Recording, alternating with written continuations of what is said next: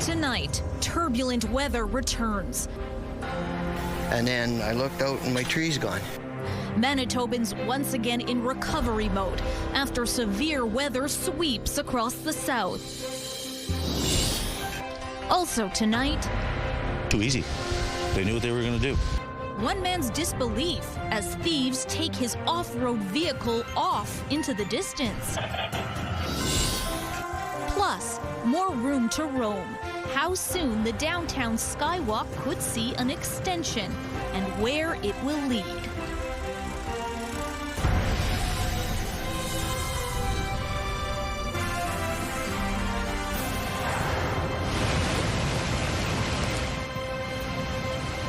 Streets underwater, basements flooded, trees downed, and states of emergency declared. Manitobans are once again drying off and assessing the damage after another deluge soaked southern Manitoba. Good evening. Thank you for joining us. I'm Catherine Dow. Mara Lee is away. Southern Manitobans are cleaning up after another round of severe thunderstorms last night. We're going to start our post-storm coverage from Winnipeg. CTV's Harrison Shin joins us now live. So Harrison, you visited several areas around the city. What have you seen? Well, Catherine, I don't think I've seen anything like this before. A garage in southwest Winnipeg partially collapsed. Power lines are down, trees uprooted, fences tipped over, and the residents say it's hard to believe what happened. This is the devastating aftermath of a severe thunderstorm, a garage barely standing, and part of the same home's wood panels and roof shingles gone. Bob Mathis lives nearby. Well, I looked out when I heard the thunder and the noise, and it was like in a movie. It just, something was flying by, which was probably all the shingles from the neighbors. And then I looked out and my tree's gone. It's not clear yet if Monday's storm spawned a tornado or not. The Northern Tornadoes Project is investigating. To me, it looks, right now, it looks preliminary. It looks like a weak tornado that went through the part of town here. And it was associated with that line of storms that we sort of saw. About 5 minutes away, the storm took down several fences and forced a neighbor's shed into Colton Smith's backyard. I was kind of just relaxing, and I just heard like insanely loud noise, kind of like a train going through the backyard, and house alarm goes off. I come upstairs, I see this tree cross my backyard. Environment and Climate Change Canada says some rotation was found on the radar as the storm made its way through the city's southwest region. Very, very active system. Unfortunately, from a wind gust point of view, it missed most of our stations in the area that sort of reported anything. But in general terms, we would estimate from radar sort of wind gusts of 90 km/h plus were very possible along that squall line. Winnipeg's emergency management coordinator says June has been a very busy month for the city crews. We very much appreciate the patience of residents. So city crews are working very hard, a number of crews to get out and resolve issues as quickly as they can be resolved based on the reporting that does come into 311.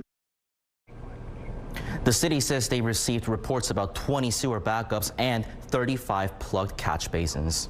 It's a lot of damage. So, Harrison, we've seen so many twisted and downed trees in those videos, but do we know how many were affected here in Winnipeg? Well, Catherine, the city says more than 300 downed or damaged trees have been reported as of 2 p.m. Tuesday. What's also reported are 3 broken traffic signals. All right, thanks for this, Harrison.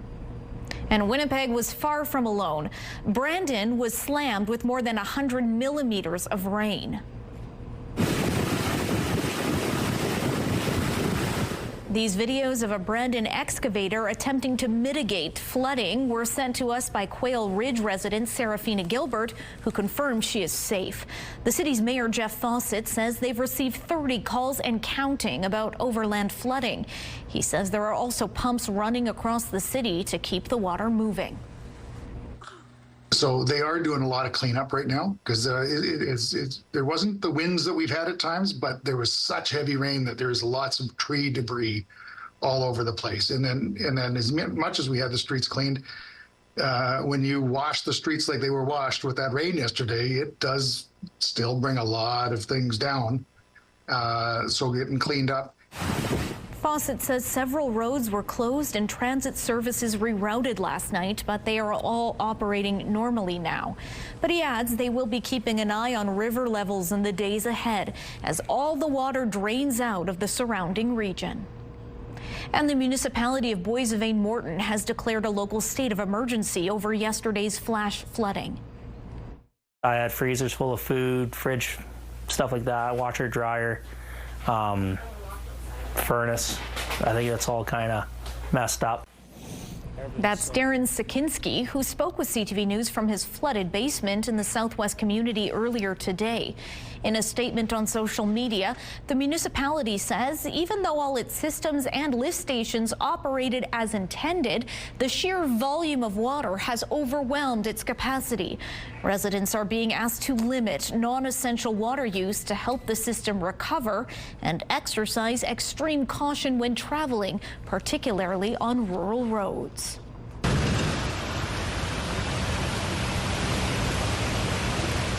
And take a look at this video sent to us by a viewer in Carmen. You can see water overwhelming the sidewalks on 1st Street Southwest and running up right to the front doors of some businesses. Mayor Brett Owens says the water has gone down since last night and there is minimal damage left behind. Meantime, people in Dauphin are being asked to reduce their water use until further notice, as the wastewater system is at capacity. Manitoba Hydro says 9,700 customers were without power as of 3 o'clock this afternoon. More than half of those were in Winnipeg. Meanwhile, several highways across western Manitoba are also closed due to overland flooding. And at last check, that included stretches of Highway 10, 83, 366, and 367. You can find the latest details by checking Manitoba 511. CTV weather specialist Colleen Brady joins us now with a first look at your Skywatch evening forecast. I think you're in store for a vacation day after all of this, Colleen. Wow, it's been a lot. Yes. How's tonight shaping up? Hopefully quieter. Listen, I'm fine. I know there's a lot of folks out there who are in much worse shape than I am. Boy, oh boy, has June not been a kind month to Manitoba weather-wise. You just mentioned the Dauphin area. That area is not going to get a break yet. More rain coming tonight and throughout the day on Canada Day. You can see clearly on the radar it's still coming down. But here's a snapshot, and I want to emphasize it is a snapshot of some communities that picked up an awful lot of rain. See, these are some of the areas that Environment Canada reported earlier today. Some of these areas will have picked up even more rain since then. Some of the hardest hit, Boissevain, Deloraine, Minto out in the southwest. You remember 24 hours ago I was showing you that severe thunderstorm hammering that area. Well, this is the result. But all across southern Manitoba and even into parts of the north. We'll look at the next page too, because it just goes on. And frankly, folks, if I publish the whole list for you, we would be doing a whole newscast full of rainfall totals. It was just that massive a system that affected our province. Look at that, Lac du Bonny, nearly 66 millimeters out in the southeast. Dauphin near the end there at 50 millimeters, but that rain has been coming down since then. It will continue tonight. It will continue into tomorrow. Winnipeg there picked up about 27 millimeters out at the airport. And I heard from a lot of folks too who sent in the amounts that they recorded in their rain gauges. It really varied, but a lot of us took on an awful lot of water last night. I want to show you this quickly. More to come, as I mentioned, for the Parkland region, including Dauphin, under a continued rainfall warning tonight. Basically, the low pressure system responsible for all of this is stalling out over that area and this area too, central regions, under a special weather statement tonight for the potential for funnel clouds related to the same system. More on that to come. But let's take a look right now through the CTV Live Eye. It is brought to you by Bathfitter, your bath and shower experts for more than 40 years. In Winnipeg right now, 25 degrees and windy. The pressure is rising. The humidity right now is 56%. Thanks, Colleen. A Manitoba teenager accused of conspiring online with a youth in Nova Scotia to commit simultaneous attacks at their rural schools has been denied bail.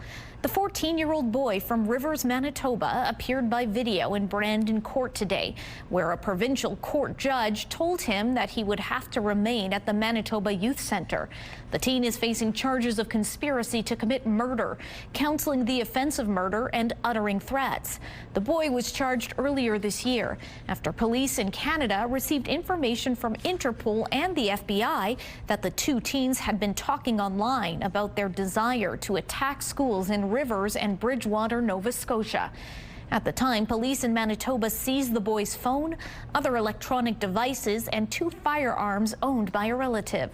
The 15-year-old youth in Nova Scotia is facing charges of counseling another person to commit an indictable offense, conspiracy to commit murder, and uttering threats.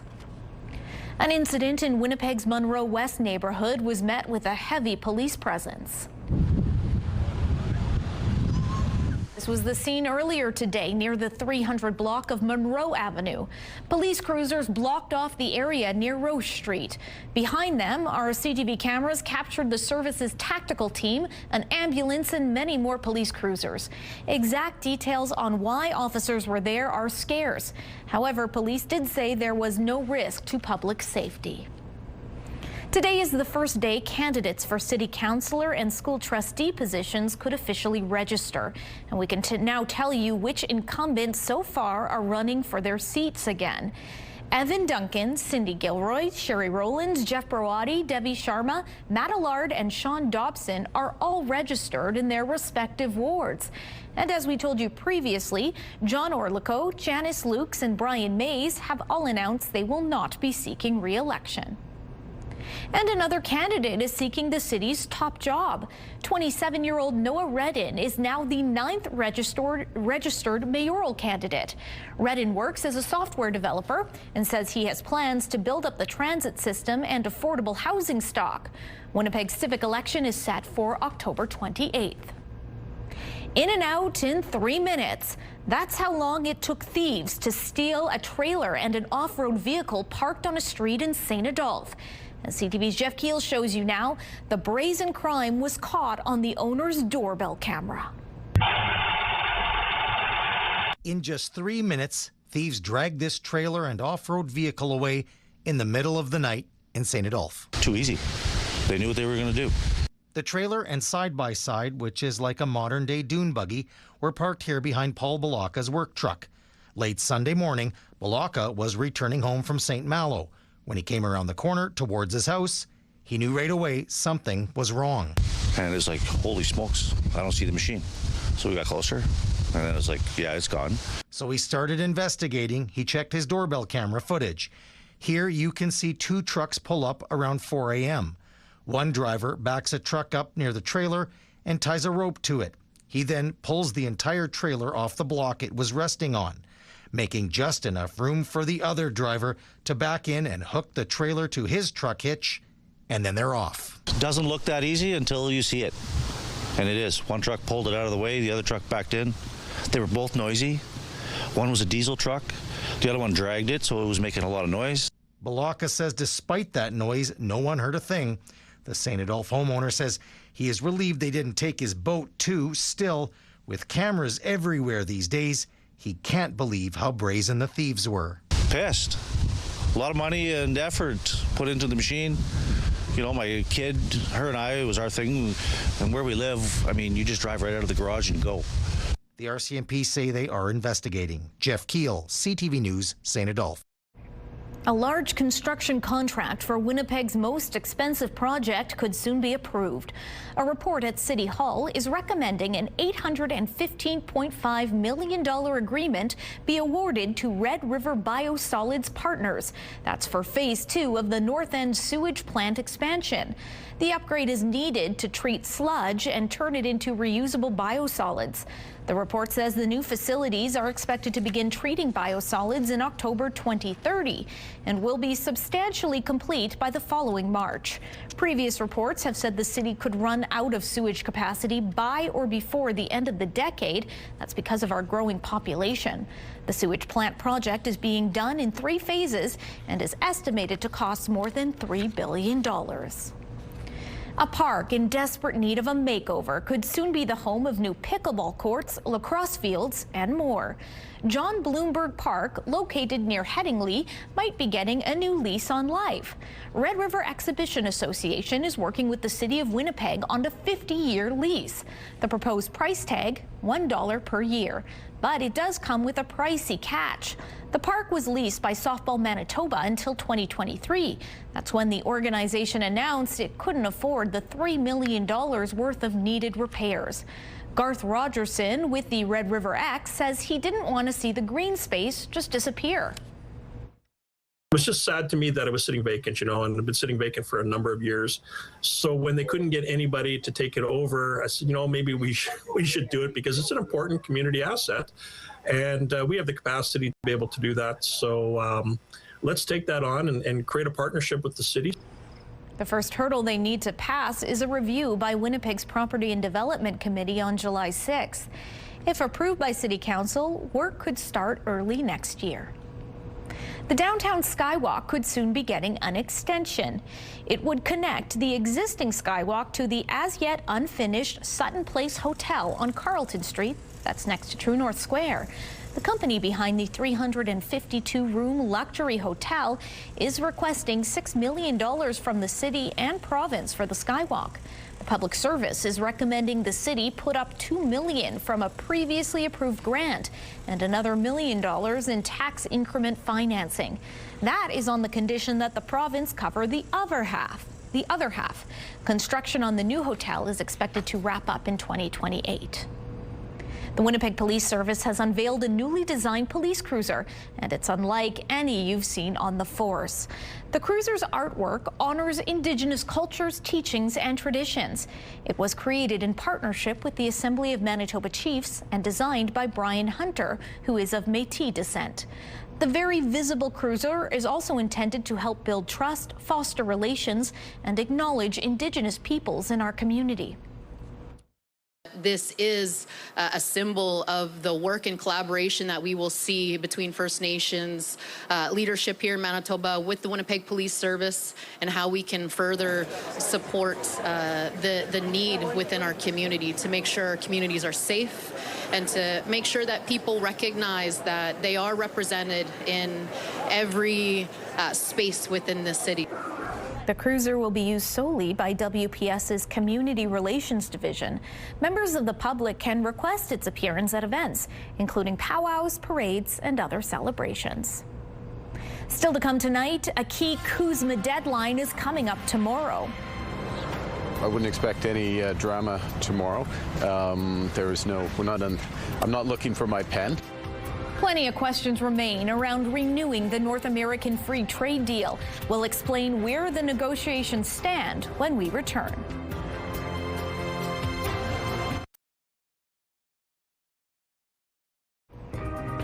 Taking a look at the markets now. Crude oil dropped $1.25. The Canadian dollar is mostly flat. Gold lost 40 cents. The TSX gained 33 points. The Dow Jones rose 136 points. And the NASDAQ added 393 points. Welcome back. The Canute government's promised tax cut on prepared meals, snacks, and other foods goes into effect tomorrow. CTV News previously reported that the government offered the cut in its March budget, removing the provincial sales tax from all food at grocery stores only starting July 1st to help people with the cost of living. Basic groceries are already exempt at all stores, but as initially announced, the change would remove the tax from snacks, soft drinks, and prepared meals like rotisserie chickens, only if sold at a grocery store. Convenience store owners had cried foul, saying they sell many of the same products and would be put at a disadvantage. In April, the Premier indicated the cut would also apply to smaller outlets like corner and convenience stores. Heritage Minister Mark Miller says the Canadian Museum for Human Rights made what he described as an error in curation of an exhibit about displaced Palestinians, which he says should be rectified. Miller tells the Canadian Press he visited the Winnipeg Museum and found it, quote, regrettable that it did not identify Hamas as a terrorist organization that seeks to kill Jews. The exhibit, which opens Saturday, focuses on the Nakba, the forcible displacement of about 750,000 Palestinians. Jewish groups and the Israeli government have mounted a campaign to have the exhibit reworked or canceled, arguing it lacks context and threatens to fuel anti-Jewish hate in Canada. Miller tells the Canadian Press he won't intervene in curation decisions, but says the museum made an error by not allowing the museum board to see the exhibit before it opened publicly. The museum says it is collecting feedback, but stands behind the phrasing in the exhibit. Tomorrow is the final day for a review of the North American Free Trade Deal, 6 years after it was signed. But despite a flurry of talks and trips to Washington, no one is expecting major progress before the deadline. CTV's Abigail Beeman is following the trade talks. The Prime Minister downplaying expectations for July 1st, the deadline for countries to decide if they want to renew the Canada-US-Mexico Free Trade Deal. We're expecting, a constructive exchange. I wouldn't expect any drama tomorrow. I'm not looking for my pen. While most trade watchers aren't expecting the U.S. to announce its intention to withdraw, the president has not been clear. I would rather not have the agreement, but I may sign it. Right. But we do better as a country if we don't have an agreement. So are you thinking of? Yeah, I'm thinking about maybe we won't be able to make a deal. I would rather not have the USMCA. If any party doesn't agree to renew, it will trigger an annual review for the next decade. I think the most likely outcome is going to be that discussions continue and we continue to try to find some kind of accommodation on these issues. Canada's chief negotiator for the original CUSMA told a BMO audience he doesn't expect a deal in the near term, with a possible window around the November midterms. There's a possibility for it to come together, but I think it's more likely that the discussions will continue beyond the midterms and possibly even into next year. Steve Verhoel and others say the key issue is separate from the CUSMA deadline: what happens with tariffs.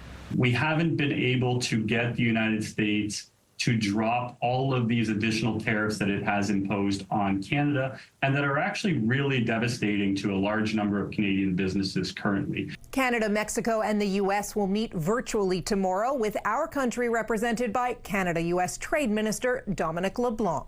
Abigail Beeman, CTV News, Ottawa. U.S. envoy Steve Witkoff and Donald Trump's son-in-law Jared Kushner are in Doha today for a meeting about Iran. The two countries exchanged fire over the weekend. That has put a strain on an interim deal agreed to earlier this month that gave both sides 60 days to negotiate a permanent truce. The death toll in Venezuela has risen to at least 1,900 people. Rescue teams from around the world are still going through the rubble, hoping to find survivors. Ana Vanessa Herrero is in Caracas. We are here in Caracas, where rescue efforts are still ongoing almost a week after the tragedy that hit Venezuela so hard. Behind me, you are seeing what used to be an apartment building, and teams of local rescuers and Mexican specialists are trying to dig into whatever is left to see if they can share a miracle with the world. Some of the Mexican crew have been telling me that they are not going to stop until this is absolutely over, until they are sure there is no way they're going to find anyone alive there. Now, throughout the week, there has been a roller coaster of emotions, and one, right now, what I'm sensing is a lot of criticism around the government actions or lack thereof regarding the tragedy. So, for example, here, as you can see, two big machines are trying to move what's rest of the building. But days ago, we saw that same machinery on top of the rest of the building. And one of the Mexican crew members told me that that is not how the protocol suggests you should approach this kind of problem, this kind of tragedy, because whoever was left alive could have been crushed by the weight of it. So there's a lot of things that are going on, and there are now being brought to the surface regarding how the government has been handling this. Still, volunteers and rescuers, local rescuers, international rescuers are working hard to see if another miracle can be shared. And the federal government is going to match donations following those deadly earthquakes in Venezuela. Ottawa will match up to $2 million for the Canadian Red Cross and another $2 million for groups with grassroots connections. A class action lawsuit has been filed over the Alberta voter data breach. Among the defendants are the Government of Alberta, the province's chief electoral officer, and a separatist group. The lawsuit alleges the defendants distributed, disclosed, and failed to safeguard the personal information of approximately 2.9 million Albertans. In April, a pro-separatist group called the Centurion Project made a publicly accessible website database. It included names, addresses, phone numbers, and other identifying information from Alberta's electors list. The website was shut down in early May. Court documents show Elections Alberta traced the list back to an official list legally provided to the pro-independence Republican Party of Alberta. One of the lawyers in the class action says the information shared is not recoverable. He says because it was released within the province and tied to a political party, legal action is appropriate. When it's internal recklessness, negligence, or otherwise, that it becomes a real problem, and that's what we have to hit hard. That this isn't a function of somebody in some foreign country hacking into a computer system. Rather, it's people in our own country and our own province. The class action suit still has to be certified. Lawyers say if it goes ahead, it could take several years to resolve, and it is unclear what a potential payout could look like. Everybody's susceptible to this heat. It's not, there's no exception to it. Ontario and Quebec are about to be met with their first heat event of the season. We'll have more on how people there are preparing when we return. And the long-range forecast starts Thursday for Winnipeg. Mix of sun and cloud, 23 degrees. Now, once we get to Friday and Saturday, there's a lot of model disagreement about the potential for rain. It is possible Friday, but so too is a mix of sun and cloud, up to 25 degrees. Cloudy Saturday, there seems to be agreement there. Just whether or not there'll be showers, that's where we seem to not be reaching too much consensus. Still a chance of it, 26 degrees. Hot Sunday to close out the weekend. Mix of sun and cloud, 29 degrees. Sunshine Monday with another hot high of 29.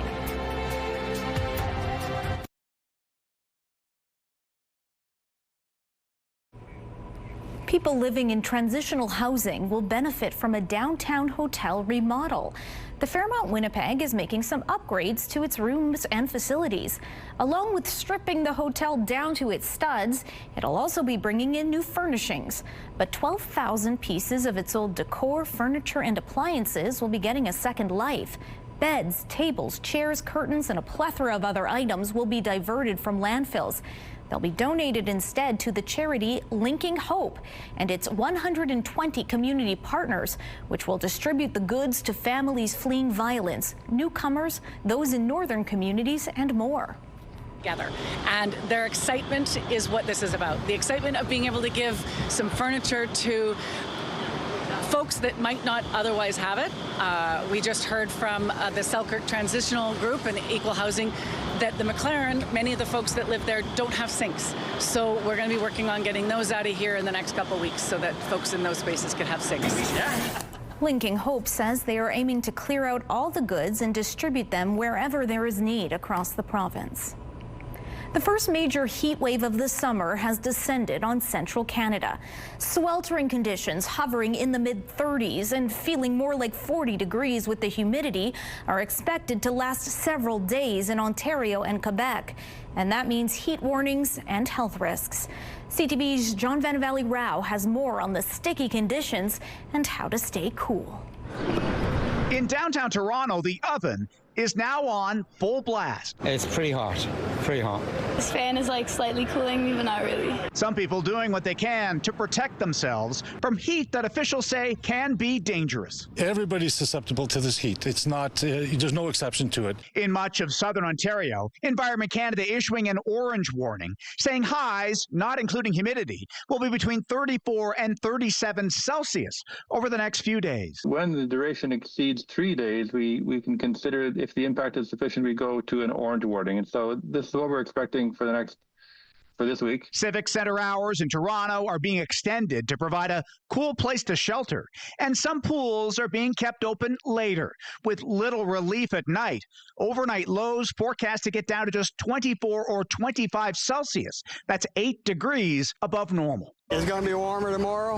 I'm on a motorcycle tomorrow, so I'm riding east where it's cooler. Hopefully it's going to cool down. There are also heat warnings in southern Quebec, along with concerns about the most vulnerable. We're talking about the elderly, people with chronic diseases, people who are taking certain types of medication, especially for mental health conditions. We know that those people are going to be at risk after a couple of days of this kind of heat. The advice Environment Canada believes is worth repeating. Drink water often, schedule outdoor activities during the coolest parts of the day, and never leave people, especially children or pets, inside a parked vehicle. For those planning to take part in Canada Day events outdoors, it may be challenging. Meanwhile, forecasters say while it will be close, Canada Day heat records are not likely to fall in most places tomorrow, with the exception of Windsor, which may break the record for the day. John Venevali-Rao, CTV News, Toronto.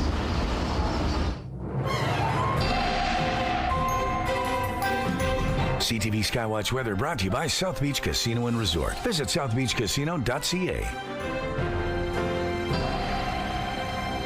And now CTV weather specialist Colleen Brady has your complete Skywatch weather forecast.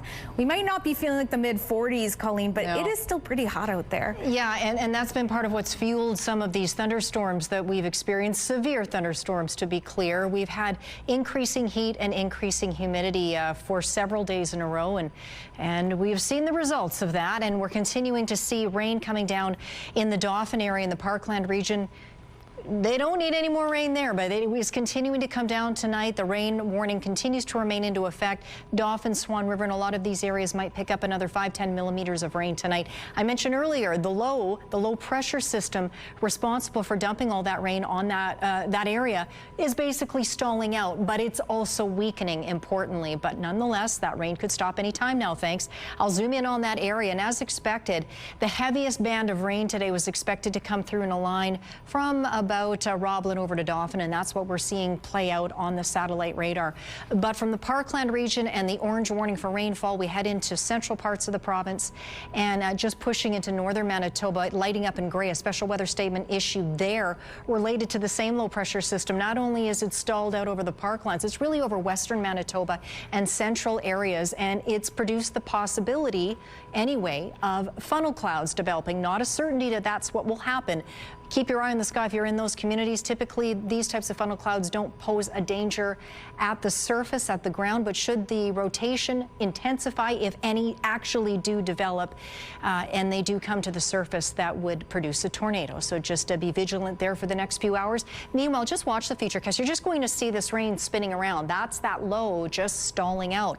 Now, there is the outside chance we could get clipped with rain. There's still a risk of a thunderstorm here in Winnipeg. We will not have a repeat, though, of last night. But you can see as we get into the overnight hours and into Wednesday morning, Canada Day, the rain's still coming down. You can see more heavily, though, on the eastern side of the province as it finally starts to ease up for folks on the western side. But the issue is how far south will these southern bands come? That will determine whether or not we will see any rain Canada Day afternoon here in southern Manitoba, including here in Winnipeg, and into Canada Day night. As we get into Thursday morning, very early Thursday morning, clear there, leading to a sunny day, and then we'll see improving conditions here in the south. 17 tonight, can escape the chance of evening showers with the risk of a thunderstorm. 19 Canada Day morning, up to 24 in the afternoon. Windy throughout the day too. Quick swing, hopefully, if this will cooperate. There we go. It's always nice when technology works, right? A few clouds tonight in Churchill, down to 3 degrees. Showers, maybe thunderstorms in Gillam, Island Lake, Thompson. Showers likely there, down to 12. Cloudy in Thompson tomorrow, 20 degrees. Conversely, sunny in Churchill. Good chance of showers tonight across much of the northwest. Maybe a thunderstorm in Norway House under that special weather statement. More showers there tomorrow, 16 degrees in the southwest tonight. You can't rule out showers entirely around Brandon, but the chance is lower, down to 14 there. Better chance of, well, we have that rain continuing in Dauphin and Swan River, and it will start to ease up tomorrow, but still coming down a bit. Winnipeg in the southeast, best chance of showers is to the north and to the east of the city tonight, but we can't rule it out entirely here.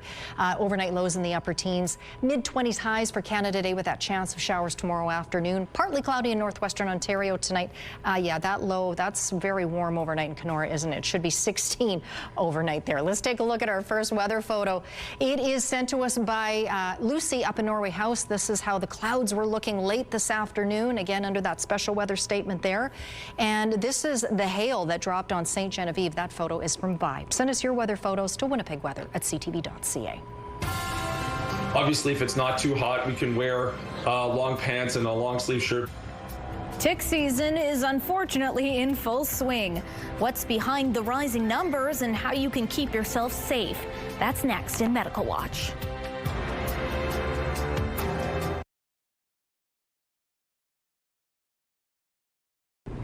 300 Canadian business leaders were in Tokyo last week as part of the largest Team Canada trade mission ever held in Asia. The goal, to deepen Canada's business ties with Japanese partners in a bid to diversify who our country does business with. And there was plenty of Manitoba representation in the land of the rising sun as well. Joining me now to tell us more about the mission is Scott Peters, president at Herbs-Aguil Farms and a board member with Manitoba Pork. Scott, hello, good to speak with you. Yes, thank you. So Good to speak with you as well. I understand you haven't been home that long, but this trip sounds like it was a pretty exciting opportunity. Tell us why you wanted to be a part of it, what you were kind of hoping to accomplish. Oh, yeah. You know, it was when the opportunity came up, I pretty much jumped at it. It's an exciting part of the world to be in when you're talking about business and the opportunities that it offers. In terms of trade and in terms of building relationships. And I guess this is probably an appropriate time to give a shout out to Minister Kostitian and Deputy Minister Scott Sinclair for giving us, and by us I mean Manitoba Pork, an opportunity to join them. And this trip, I understand, comes after China had announced some retaliatory tariffs on Canadian pork. In light of these developments and all these pressures around the world to diversify our trade, how important is it for your sector to be forging these relationships with a trade partner like Japan? Yeah, you know, that's a really great question. It's important for South Asian countries to meet people and build a relationship with them before they sign any kind of business agreement. And then it's not just meeting once, it's meeting a couple of times, seeing familiar faces, shaking hands, asking how their family's doing. Probably the most important part is eating with them and spending like some social time with them before you build any kind of business relationship. They need to know that they can trust you. And speaking specifically about Japan, Japan is a country that we've done business with for many, many years, decades. And it's not something that we can take lightly. And so having people on the ground, again, just continuing the relationship building and continuing the business side and looking for more opportunities for both countries to take advantage of is absolutely key. Some numbers here. Manitoba ships about $1.1 billion in agri-food exports to Japan in 2025. That was a huge increase over the year before. And Ottawa is also hailing this as a huge success, a reported $1.7 billion in commercial deals just from this trade mission alone. It's a new record for a Canadian trade mission. So what were you able to come away with? New opportunities, new partnerships? What were the kind of takeaways from the trip? Well, for me personally, or for Manitoba Pork, I'll speak on behalf of them. You know, for us, it was mostly continued relationship building and meeting. You know, when we met with new people, I just got the same message over and over. Like, they just want our Canadian products so badly. And it didn't matter if we were in Thailand, Vietnam, Hong Kong, Shanghai, or Japan, in Tokyo.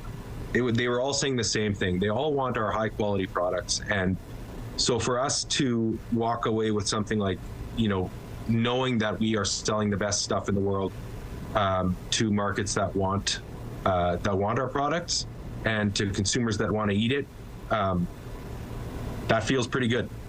And there's been just so much uncertainty about trade. We mentioned all the tariffs. The U.S. imposed a good many as well on many different sectors. And the messaging from our Prime Minister, our own Premier, has been that importance of diversifying our trade partners as a country to kind of lessen our dependence on other countries like the U.S. But what I'm hearing from you is a good amount of optimism. Do you feel there's reason for that going forward in the pork industry and for Canadian products overall? Yeah, I'm extremely optimistic. Tariffs are no good for either side, so it's just a political thing that governments use to impose power or whatever they need to impose. And it would be great if both governments could get away from them. So, you know, there's a lot of growth opportunity in every country that we visited. Tremendous growth opportunity, and not just for markets there, but also for investment in Manitoba specifically. This is a province where there's tons of opportunity to invest in. We have lots of opportunity for growth. We have lots of skilled labor. It just needs to get done. Okay. Well, it's good to hear some optimism. That sounds like a wonderful trip. Well, thank you so much for joining us. We will leave it there. Scott, all the best to you. Thank you.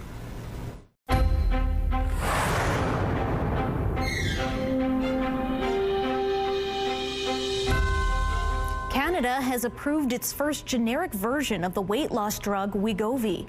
Health Canada has authorized Svemia, a once-a-week semaglutide injection made by Canadian pharmaceutical company Apotex. It's prescribed for chronic weight management in people aged 12 and older as a supplement to a reduced calorie diet and increased physical activity. It's the first drug of its kind to be approved by Health Canada, which is currently reviewing 6 other submissions. With summer in full swing, health experts are urging people to protect themselves from ticks. It's just something to be aware of, right? Listen, when you're out in wooded areas or areas with tall grass, this is sort of tick transmitted, or areas where ticks like to live. You know, it's a good idea to put on some insect repellent. Obviously, if it's not too hot, we can wear long pants and a long sleeve shirt, but you know, if it's 30 degrees outside, that's not really practical. And then of course, do a tick check when you come in. And sometimes it's helpful to have someone look at the back of the legs or areas where we might not be able to see, and then remove the ticks right away. If anyone has any symptoms whatsoever, of course, go talk to a healthcare provider and say you had a tick bite and you're worried about a tick transmitted illness. There are more than 40 different types of ticks in Canada, and climate change is being blamed for their continued expansion in the country. Canada's Public Health Agency says more than 7,000 cases of Lyme disease were logged last year, which was the highest number on record. Medical Watch is brought to you by Manukin Koster Denture Clinic.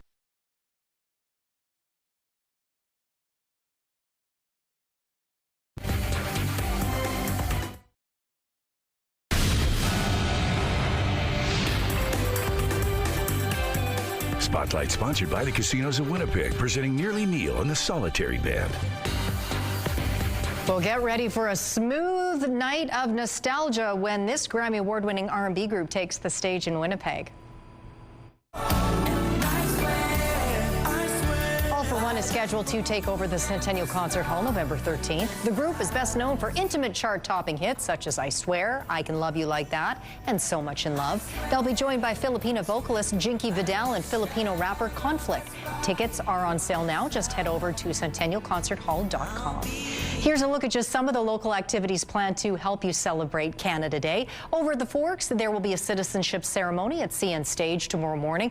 Throughout the day, you'll find a market and food vendors, live music, dancing, drumming, and kids games. The Plaza Skate Park is also marking its 20th anniversary with free skateboard lessons and spray painting. The day wraps up with a concert at CN Stage headlined by the Irvin Miller Band. And there's plenty of excitement going on over at Assiniboine Park as well. You'll find live entertainment by the likes of Begonia and the Winnipeg Symphony Orchestra and a wacky doodle dance party for the kids. There will also be food trucks, a citizenship ceremony, as well as salsa and bachata dancing. The zoo, the Leaf, the art galleries, and other facilities are also open during the day. You can find more details on Assiniboine Park's website. Well, one of the province's largest electronic music festivals is back with a big name headlining tonight's show.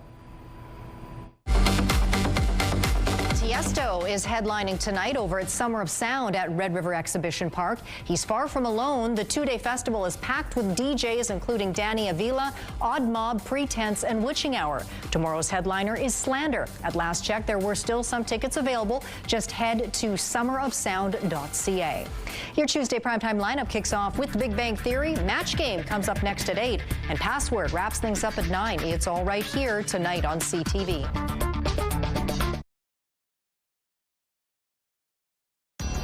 Women's clothing provided by RW & Company. Salon services provided by Essentique Spa Salon.